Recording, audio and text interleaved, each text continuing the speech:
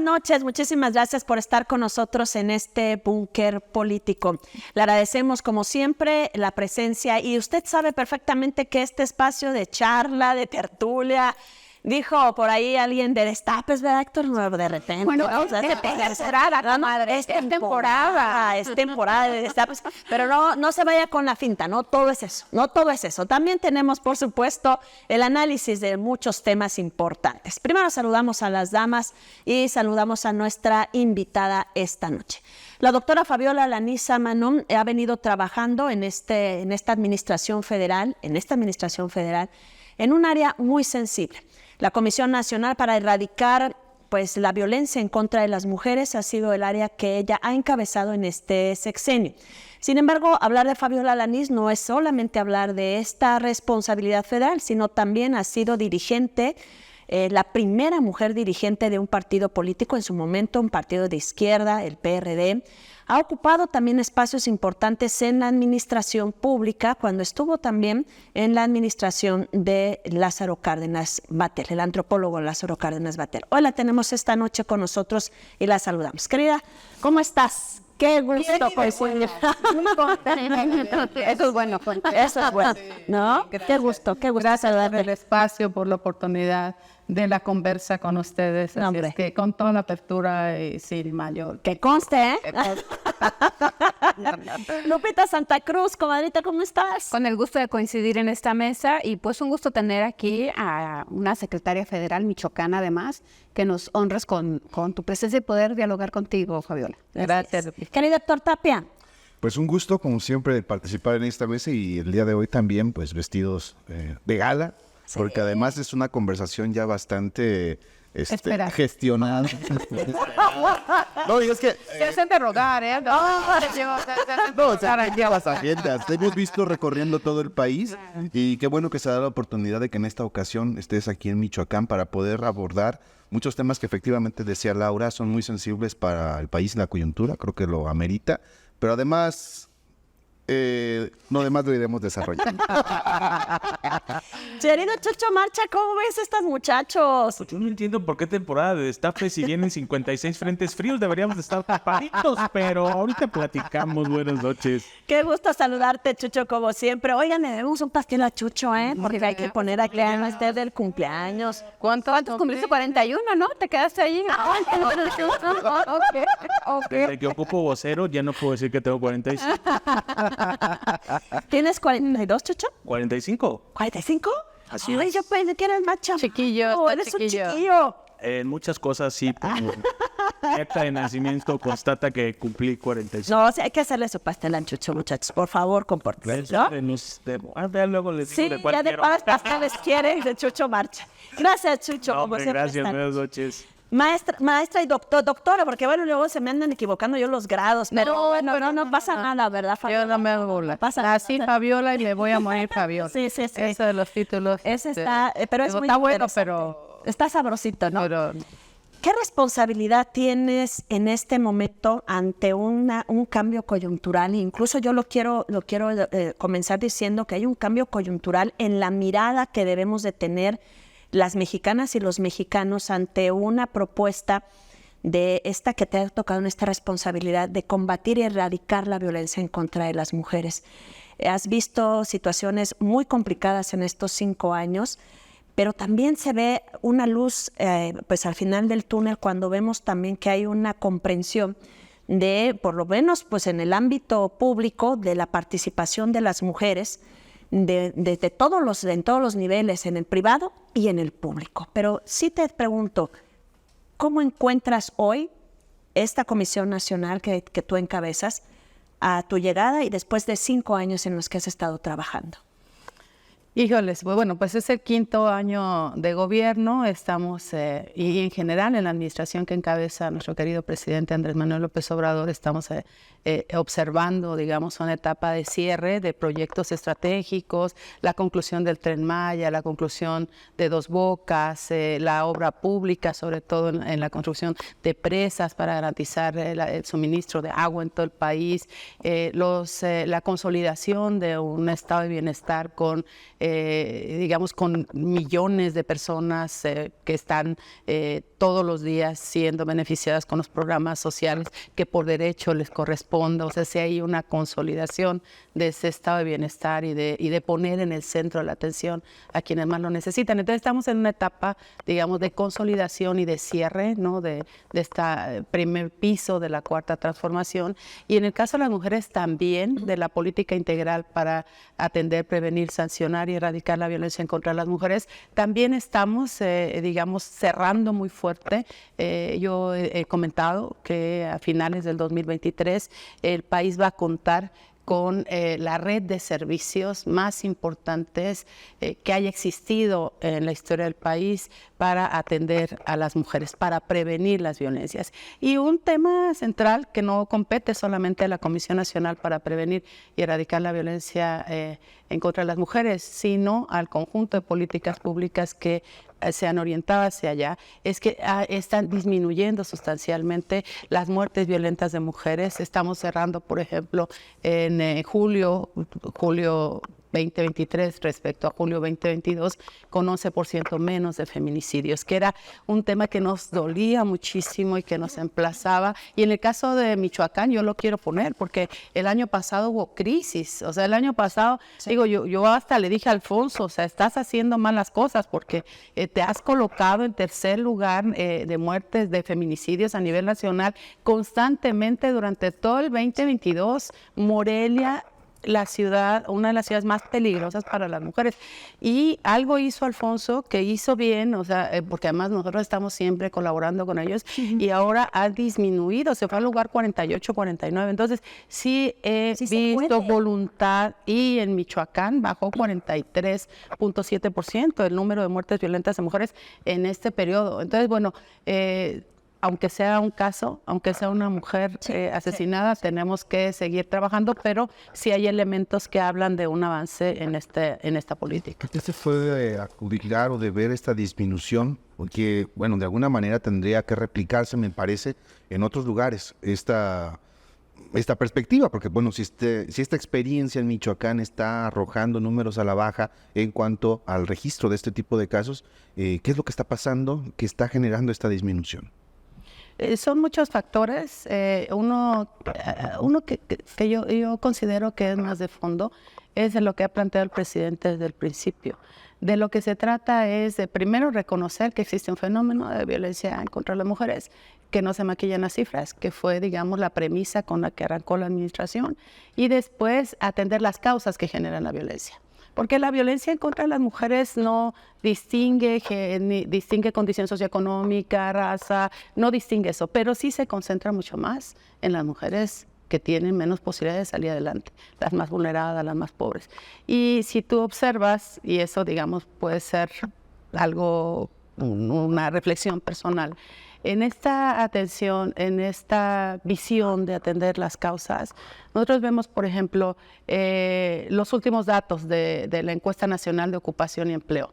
900,000 mujeres más que pudieron obtener un trabajo en este país. En lo que va del año. El empoderamiento económico es clave. El empoderamiento económico y el reposicionamiento de las mujeres en tanto sujetas sociales de derechos y en la posibilidad de sacar adelante tareas estratégicas en materia de seguridad, de economía. Nuestra secretaria de Gobernación, las gobernadoras, sí está incidiendo el papel de las gobernadoras en los estados para atender el fenómeno de la violencia. Qué bueno saberlo, porque luego no todas las mujeres nos representan y tenemos ejemplos en Michoacán como el Congreso del Estado.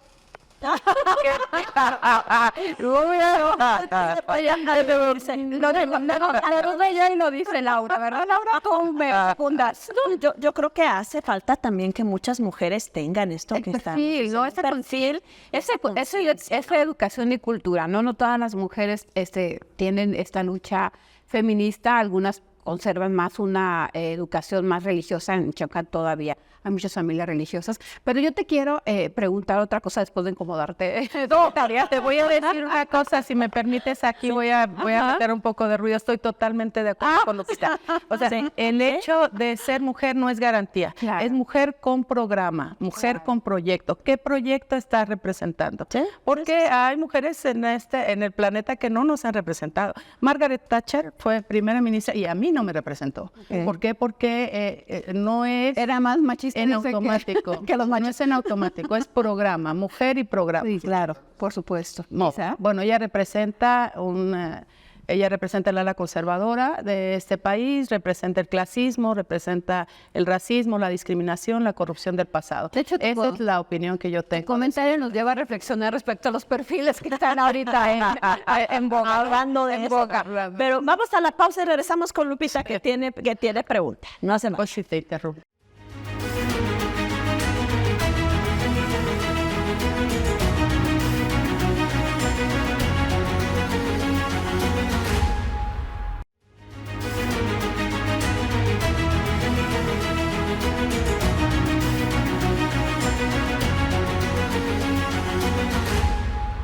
Adelante, Lupita, por favor. Secretaria, te recuerdo cuando yo empezaba como reportera, hace muchos años, casi 28 años. No me acuerdo de ti, o sea, andamos como en las mismas, así es que no tanto. Pero déjame decirte que te recuerdo como la primer dirigente del PRD y te admiraba y me parecía algo tan fregón, ¿no? Después, como secretaria de la Mujer en Michoacán, quiero preguntarte de esas luchas, porque yo considero que eres de las iniciadoras de la lucha feminista, en lo que yo recuerdo, en mis tiempos. Ahora, ¿crees que se ha avanzado en qué, Fabiola? Y si tu percepción es como la mía de que creo que más esta lucha la ha encabezado la propia sociedad civil, la organización de las mujeres. Sí, bueno, a lo largo de la historia ha sido así, se han ido acumulando, digamos, o visibilizando o institucionalizando los derechos de las mujeres gracias al empuje de la sociedad, a las colectivas. Yo sí reivindico a las colectivas en las calles. Habrá cosas que no nos gusten, o algunas formas que no nos gusten, pero las mujeres organizadas y en las calles, y las mujeres organizadas en el campo, y las mujeres organizadas en las fábricas, y las mujeres organizadas en términos profesionales, es un salto cualitativo. Eso habla de una sociedad en donde la democracia avanza cualitativamente. Y entonces yo creo que sí hay una diferencia muy grande en los últimos años en la integración y en la incorporación de las mujeres. No había habido tantas gobernadoras como hay ahora, 10 gobernadoras. No había habido ni siquiera una secretaria de gobernación. Ya hemos tenido 2 en este sexenio. En términos didácticos, yo diría, ayer comentaba con con unas compañeras que me han invitado a un evento y fui con ellas. Y me decía Mara Lezama, la gobernadora de Quintana Roo, me decía, a ver, soy la primera gobernadora de Quintana Roo. Para emparejar el piso necesitarían los siguientes sexenios, 15 gobernadoras más, ¿no? Para emparejar el piso. O sea, sí es cierto. O sea, 6 por 15, ¿cuántos años son? Sí, para poder tener a lo largo de la historia el mismo número de gobernadoras, ¿no? Que ha tenido la entidad. Entonces, claro que es un avance, pero es un avance y eso también me parece que vale la pena reflexionarlo. O sea, no es que el 5 o el 10% de mujeres logremos romper el famoso techo de cristal, no. Se trata de pensar en el 95% de mujeres que están esperando una respuesta adecuada, ¿no? Que sea congruente con las reivindicaciones de las mujeres. Fabiola, pregunta por un sector muy específico y son nuestras mujeres de los pueblos originarios, porque si en las cabeceras, en la zona urbana, traemos todo este antecedente de desfase, de desigualdad y de lucha, pues en los pueblos originarios aún traemos los usos y costumbres que pareciera, híjole, son ahí un gran atorón para esta cancha pareja.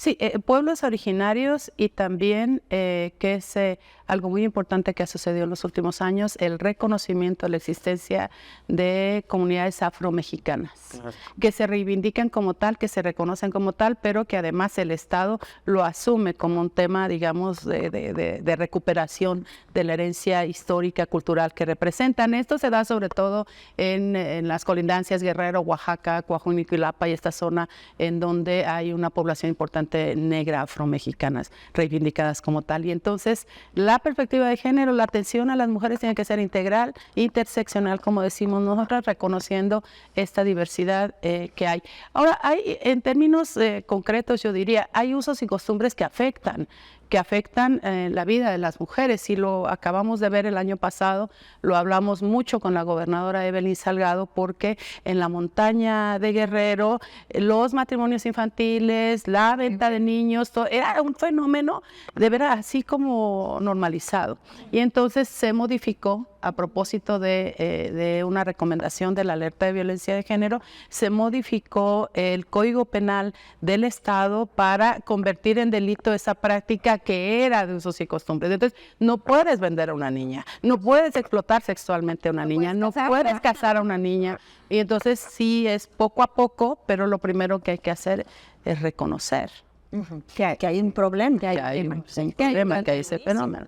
Se requiere, bueno, la coyuntura que observamos en este momento, me parece que hay una discusión que apunta a que pues hay un protagonismo, me parece que bastante justo, en cuanto a las mujeres en las áreas de construcción de política pública, y lo que está por venir todavía será más enfocado en ese sentido. ¿Cuál será justamente la batalla que estará enfrentando la sociedad, observando los proyectos sobre los perfiles y hacia dónde tendría que apuntar justamente para avanzar en la construcción de legislación, para la construcción de política pública, para el diseño de presupuestos más pues equitativos, incluso poder fortalecer lo que había estado en el olvido durante tanto tiempo y que está reflejado en esa violencia? ¿Hacia dónde tendría que apuntar? Sí, primero decir que en mi perspectiva no hay marcha atrás, no hay posibilidad de dar, porque los derechos son progresivos, ¿no? Entonces, lo que viene es de suyo muy interesante, porque es la consolidación de una parte, de la cuarta transformación, pero también el avance en institucionalizar algunas cosas y en reformar algunas instituciones en temas que han quedado rezagados y pendientes en este periodo. El Poder Judicial, todo lo que es área de procuración y impartición de justicia, que incluye, por supuesto, Poder Judicial y todo esto que representa una especie de corona, ¿no? Que son intocables y que, bueno, todo eso se requiere transformarlo de fondo. Una reforma electoral en materia político-electoral, o sea, porque tenemos el voto, uno de los votos más caros del mundo, habiendo tantas necesidades y tantas posibilidades. O sea, sí hay una serie de reformas que quedaron pendientes. ¿Y trastocan a las mujeres? Sí, indudablemente. O sea, cuando en el acceso a la justicia, nosotros todos los días damos la batalla con fiscalías y fiscalías especializadas para que no revictimicen a las mujeres, para que actúen con perspectiva de género, para que atiendan y con poder las atiendan, para que las atiendan. Solamente eso, para que las Ayer me cayeron 2 asuntos de que no quieren recibir temas de violación de mujeres, pero ya te platicaré.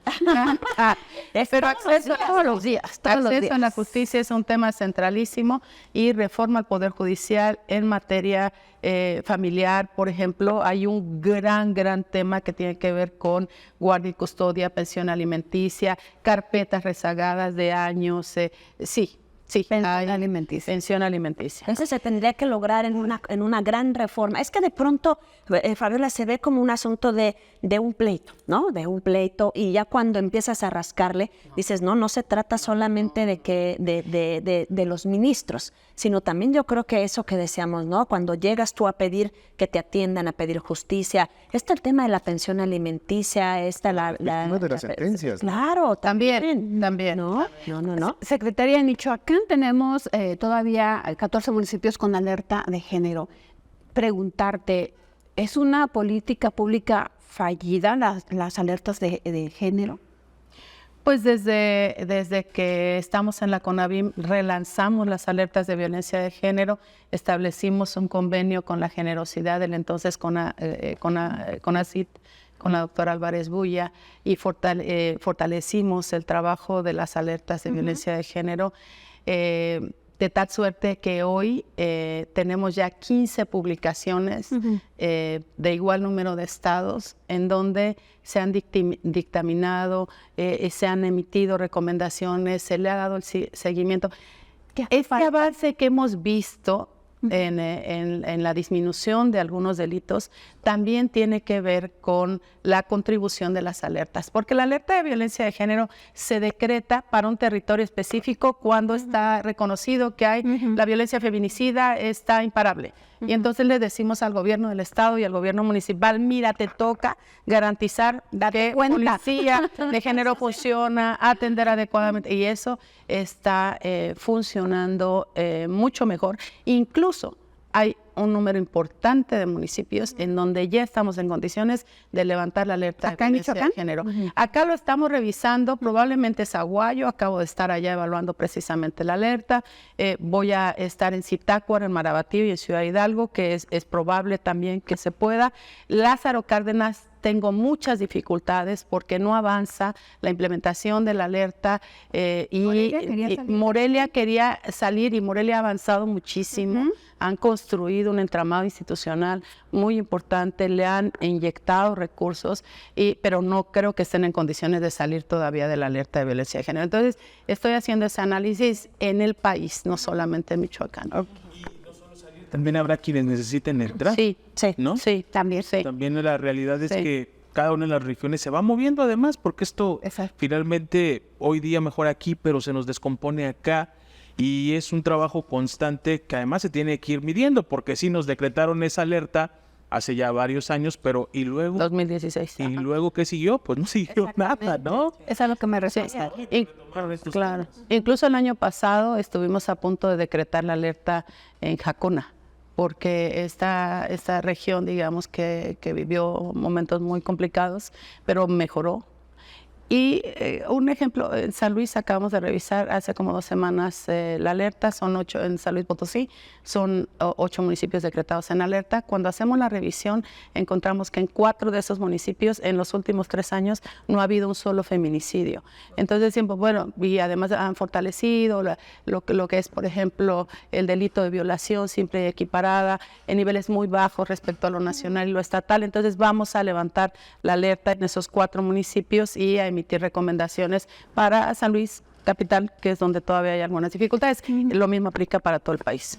De pronto se convierte, y me lo contestas después de la pausa, señora, de pronto se convierte este asunto, lo ven los gobernadores, yo espero que no sea así de las gobernadoras, pero sí lo vi en algún momento en los gobernadores, que se les convertía en un asunto político y se negaban a recibir estas recomendaciones porque... Y no quieren. No quieren, porque como que sienten que es un asunto que no, que es un tache. Y es un tache en Sí, realidad. claro que es un tache y por eso mismo se negaban. Voy a la pausa rapidito, no me tardo y regresamos con esta charla.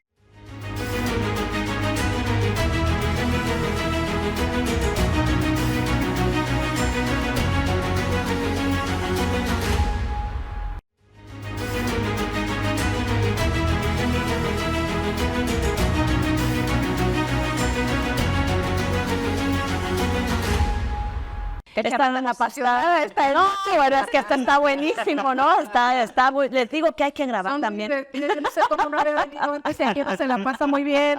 Estoy diciendo. Es que informar no tiene por qué ser aburrido. Estoy seguro que no será la... Qué bueno. No ha empezado lo bueno. A ver, va a empezar lo bueno. A ver, Chuchón.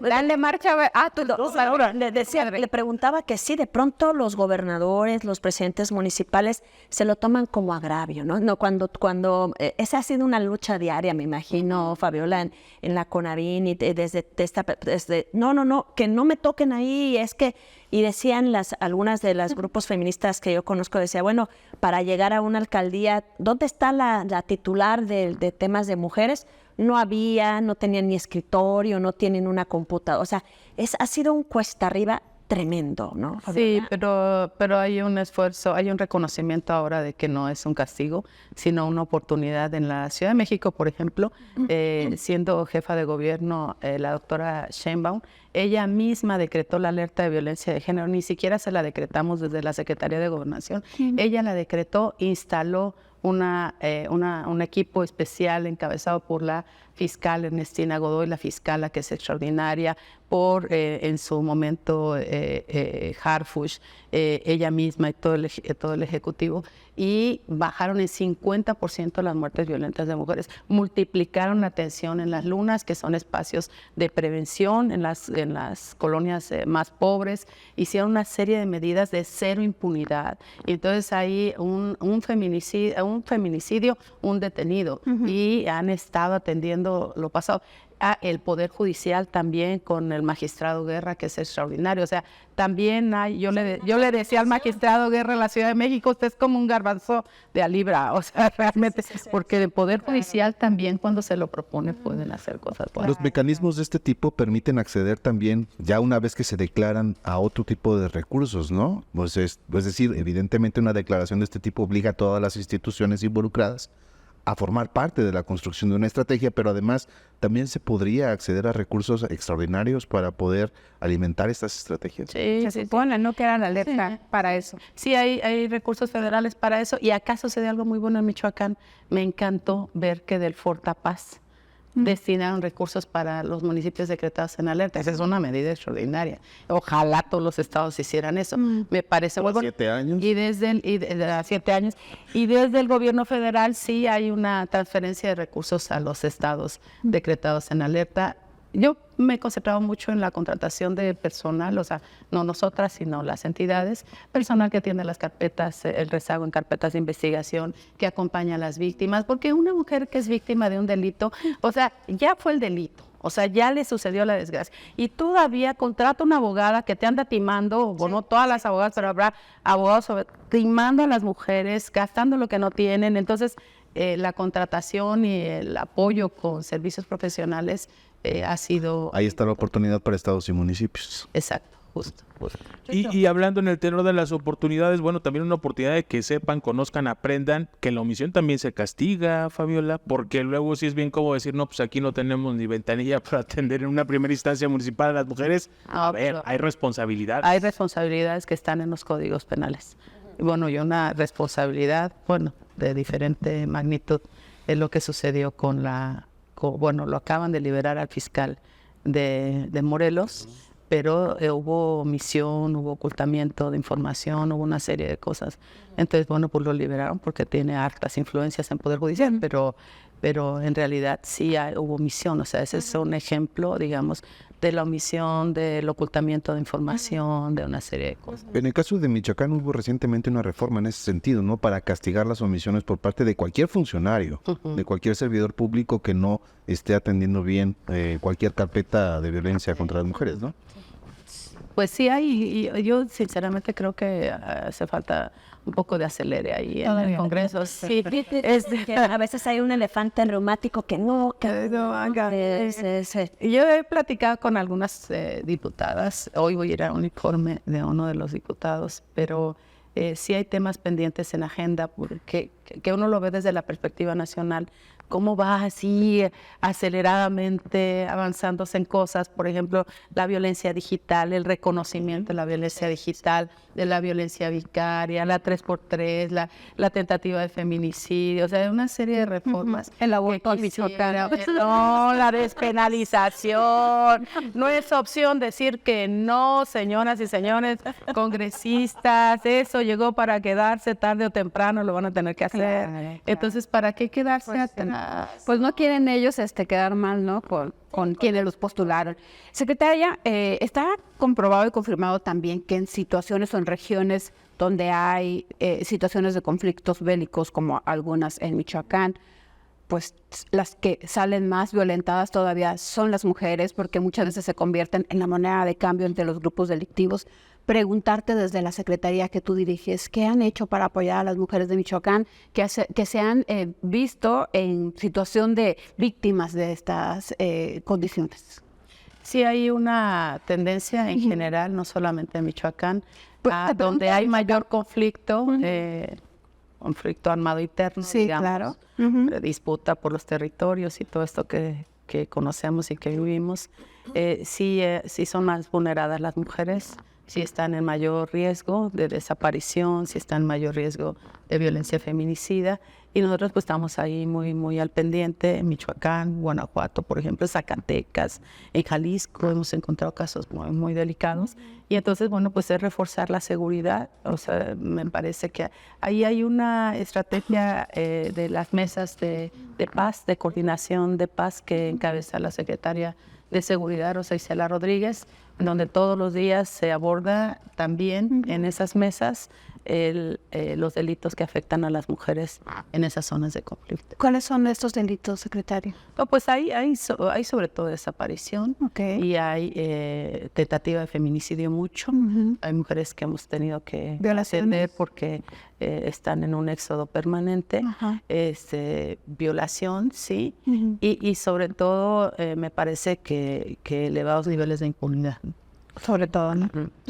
Este tipo de coyunturas de violencia, y creo que ha afectado a todo, pero particularmente al tema de las mujeres, ¿qué reformas tendría que exigir tanto al sistema? ¿Tú qué identificas? ¿Qué temas particulares tendrían que modificarse? Y también, pues, ¿qué se tendría que hacer, por ejemplo, desde lugares como el Senado?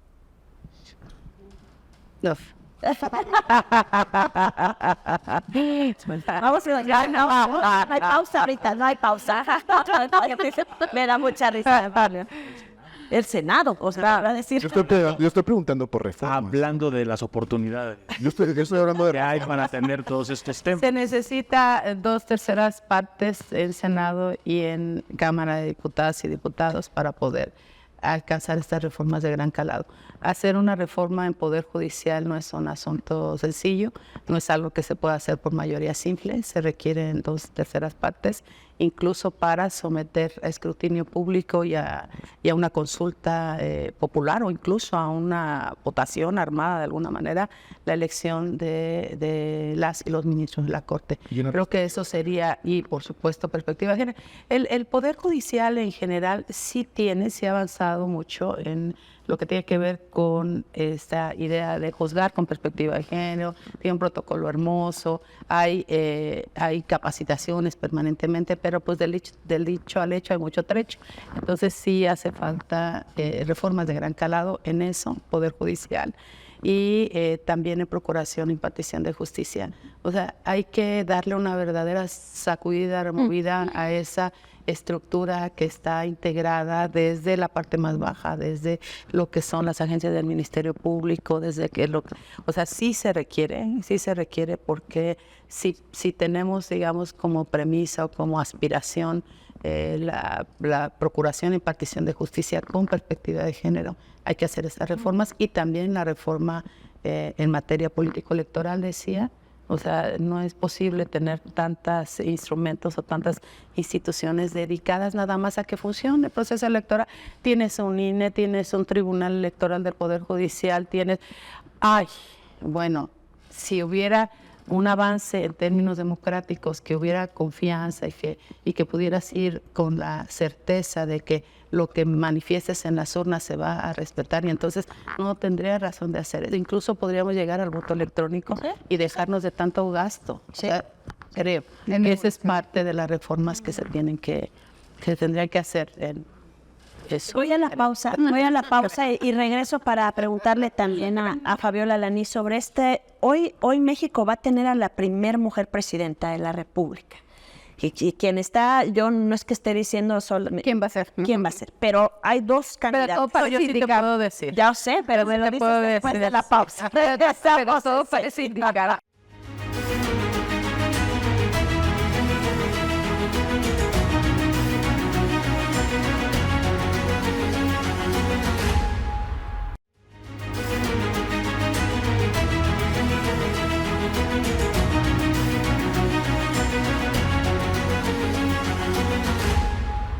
Aquí estamos de regreso. Yo decía, que México avanza en esto que se lo decía a la doctora Claudia Sheinbaum el día que tuve la oportunidad de charlar. Te vi en la foto. Sí, me viste hoy, que me tomé foto. Una buena periodista, comunicóloga. Muchas gracias. Haces lo que sea para tener la nota, ¿no? Andábamos tras de ella con Lupita y Así. Lupita, bueno, pues por aquello de las dudas, pero sí me alcancé a colar. Me alcancé a meter a la entrevista. Pero yo le decía eso, que este es un tiempo en el que las mujeres han avanzado en el tema político, son 20. Hemos avanzado. Hemos avanzado muchísimo. Yo te quiero preguntar, evidentemente esto tendrá que ir en un tema de género, o sea, hombre, mujer, o sea, tendrá que ir así. ¿Cómo ves esta participación de las mujeres? Yo, sin duda, tú eres una mujer que has hecho política, haces política a diario. Entonces, no podríamos decir que no tienes también esta misión para transformar Michoacán, para transformar México en una aspiración política que es válida, Fabiola. Sí, porque además hay 3 componentes de la lucha por las mujeres que se sintetizan en lo siguiente. El derecho a la autonomía económica, como decía bien Lupita hace rato, el derecho a participar en la política o los derechos políticos de las mujeres y el derecho a la autonomía física, o sea, una vida libre de violencia. O sea, son 3 componentes esenciales de la lucha integral de las mujeres. Y en ese sentido, la participación de las mujeres en la política genera, digamos, un avance en términos democráticos, en la calidad de la democracia, y por eso, lo puedo decir con mucha certeza, está hecho ley ya la paridad de género, deja a México como el único país en el mundo en donde es obligatoria la paridad. No hay otro, ni siquiera en Cuba, ni siquiera en Bolivia, que van muy avanzados en esa materia. Y entonces, por eso, en las próximas elecciones es obligatorio que encabecen mujeres las fórmulas. Entonces, van a haber muchas fórmulas de mujeres, tanto para el Senado como para las diputaciones federales y locales. Estamos todavía en pañales, porque no ha habido una reforma que llegue hasta allá en lo que tiene que ver con municipios. Por eso acá tenemos en Michoacán 25 presidentas municipales de 112, para Mocherán. Y entonces, en el caso de las gubernaturas, están en juego 9 gubernaturas a nivel nacional, 9 gubernaturas, y 5 tienen que ser propuestas en el caso de Morena y sus aliados. Tiene que haber 5 mujeres propuestas para 5 entidades, para ser candidatas. Y los otros partidos, las otras fuerzas, en este caso el Frente, va a tener que hacer lo mismo, y vamos a tener más de la mitad de gobernadoras en el 2024. Y una presidenta de la República que va a ser sin duda la doctora Claudia Sheinbaum. A ver, no tengo ninguna duda. Secretaria, en este sentido, si alguien sabe esta pregunta que te voy a hacer, eres tú. ¿México es un país machista? Estamos dejando de ser. Yo creo que estamos en un proceso de reeducación permanente, todas y todos, incluidas las de nuestra generación, que fuimos formados de determinada manera. Y nuestra nueva apuesta es a las y los jóvenes que nacieron después del 2000 y que ya nacieron en la era digital, conociendo y ejerciendo sus derechos, y que se dan cuenta que esto no es opción. Y entonces estamos dejando de ser una sociedad machista. Ha sido mucho. Y les cuesta mucho trabajo a los de más edad, pero de nuestra edad para arriba les cuesta mucho trabajo. Incluso para cerrar, yo mi pregunta es, ¿qué propuestas tendría que presentar una mujer candidata para ganar en un país machista? Yo creo que más allá del género está el programa y está el proyecto. Más allá del género. Pero ¿no crees que algunos digan, ay, no es mujer, no voy a votar por ella porque es mujer? No, ya hay muchos análisis al respecto. Eso afortunadamente ya quedó en el pasado. No sé si en alguna comunidad indígena recóndita por allá, en algún lugar de la serranía, pero no. Ya eso no como la canción. Entonces, es tiempo de las mujeres. Afortunadamente no. Es tiempo de las mujeres. Es tiempo de mujeres. Las mujeres lo van a hacer diferente. No habrá dedazos por mujeres ahora, no por hombres. No hay dedazos. Hay hay una cuestión muy pública, muy transparente, hay procesos definidos y además algo que es importante y que lo quiero dejar como reflexión también. El hecho de que avancemos las mujeres no quiere decir que retrocedan los hombres, quiere decir que avanza la sociedad. Muy bien. Avanza la sociedad porque ninguna sociedad que se preste a ser democrática y que busque la transformación puede aspirar a que la mitad de la población se quede rezagada. Entonces avanzamos las mujeres al mismo tiempo que avanzan. Y al cierre de esta administración No es cuestión federal, de género, digamos, y no es cuestión de transformación y de... al cierre de esta administración federal de la que hoy formas parte, ¿dónde te ves ahora para seguir abonando estas políticas públicas que has venido impulsando? Pues consolidando, en este momento estoy con mucha fuerza consolidando la tarea que me encomendó el señor presidente, consolidar a la CONAVIM. La CONAVIM creció 3 veces más de como nosotros lo recibimos y pues estamos en todo el país con esa tarea. Fabiola, pues bueno, yo para preguntarte, ya es el último bloque, estás, si bien en la administración federal y como dices, estás enfocada en atender las tareas que te fueron asignadas por el propio presidente, a partir de la confianza que pues ha tenido, porque han caminado juntos durante mucho tiempo. Pero esto no evita que tengan que hacerte la pregunta. El propio presidente ya hizo referencia de que hay por lo menos alrededor de 10 funcionarios de primer nivel de su gabinete que pues buscarán competir en la siguiente contienda. Y hay un reconocimiento de que pues evidentemente pues ellos tendrán que dejar el puesto que tienen para poder continuar con esa ruta. La pregunta es inevitable. ¿Tienes interés de participar en el siguiente proceso? Digo, la gente que nos está siguiendo saben perfectamente cuáles son los nombres que suenan abajo, cuáles son los que están en el común. Exactamente, cuál es la baraja de población. Están en el radio encuesta. No, en la encuesta. Están en las encuestas. Tu nombre suena en las encuestas, Fabiola. ¿Tú tienes interés? Sí, tengo interés. Voy a esperar el momento. Por lo pronto estoy al 100% dedicada. Porque además, sí hay aspiraciones personales que son legítimas y válidas. Sí las hay. Pero no hay nada superior a el programa y el proyecto nacional que representa a millones. Entonces, uno tiene que darse cuenta que puede servir y debe servir en el espacio en que puedas hacerlo mejor. Y entonces, yo estoy enfocada en esta tarea. No puedo tomar una decisión en lo personal porque respondo a un proyecto nacional.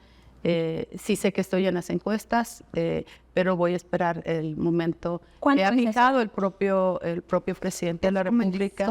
El próximo mes. ¿Cuándo empieza? Las encuestas es el próximo mes, ¿no? Sí, noviembre. Entonces, en 2 meses empezaría Casi nada, ya cerramos. Ya casi cerramos. Para el siguiente programa. Bueno, para finales de noviembre estaremos ya. Como dije, yo sé que no va a ser la primera vez. No, la única. No va a ser la única. ¿No? Chucho, por favor, cerramos aquí. No, hombre, pues agradecer mucho, doctora. A ver, ¿cuándo me dejan sentarme en esa silla? ¿No es la cadena? Sí quiero, la de sí. Sí, pues de ver dan ganas. ¿Estás seguro que no es el banquillo? No. Buena suerte y camino al éxito. ¿En serio? ¿Les va bien? ¿Verdad que sí? Vas a ver, doctora. Vas a ver, ¿no? Bueno, hay unos que ya se les movió el tablero un poquito, pero nomás tantito. Pero no estaba sentado ahí, revisa bien el video. ¿No estaba sentado ahí? Como más bueno, todo está bien, ¿no? Chucho, gracias. No, hombre, gracias, buenas noches. No, pues a mí no me resta más que agradecerte mucho, comadre, también tu presencia aquí con nosotros. Gracias, Fabiola, por estar aquí. Y bueno, yo creo que vamos a hablar mucho de esto porque sí es tiempo de mujeres. Yo creo que veremos un tablero lleno de damas, ¿no? En este tablero, pero también habrá una gran responsabilidad, como lo dijiste. Yo me quedo con eso. Es proyecto y es género, porque seguramente esto se vendrá, habrá un gran movimiento. Hay también muchas mujeres en el ámbito político de otros partidos que estarán en este tablero, ¿no? Así es que te vemos pronto, ¿no? Muy bien. Noviembre, ¿no? Noviembre, ya con otras condiciones. Bueno, gracias. Lupita. Gracias, Fabiola. En otras circunstancias te veremos en noviembre. Me quedo también con eso. Ya, decretado. Me quedo también con eso. Yo creo que el perfil de una persona dice mucho, la marca personal, hay que revisar todo lo que se ha hecho anteriormente y el proyecto, como lo dices. Muchas gracias. Gracias. Vienen tiempos de retos, muchas actividades. Yo, pues, insisto, creo que no será la única oportunidad de poder conversar a fondo sobre lo que significa el proyecto que de alguna manera en el que crees. Así es de que, pues por esta conversación del día de hoy, creo que nos has ayudado a entender algunos aspectos que por fin aceptaste venir. No, gracias. Estamos a 24/7. 24/7, nomás la vemos que anda del norte para el sur, del sur para el centro y del centro. Gracias, Fabiola, con tu presencia. Encantada. Muchas gracias. No, Gracias, pues, Gracias. Y gracias a usted. Lo vemos pronto en otro Búnker Político.